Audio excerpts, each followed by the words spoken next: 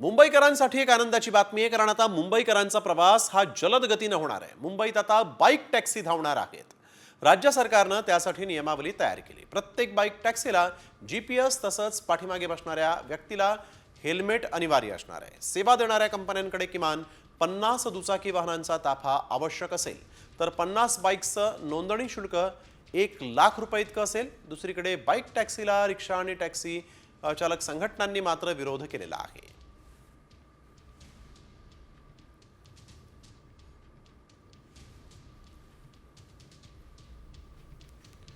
1 किलोमीटरसाठी bike टॅक्सीसाठी म्हणून 3 रुपये मोजावे लागतील। GPS सिस्टीमवर बाईक्स धावणार आहेत। पाठीमागे बसणाऱ्या प्रवाशांसाठी देखील हेल्मेट अनिवार्य करण्यात आलेलं आहे। 50 बाईक्सचं नोंदणी शुल्क 1 लाख रुपये असेल। प्रवास जलद गतीने होणार आहे। वाहतूक कोंडीतून यामुळे सुटका होणार आहे।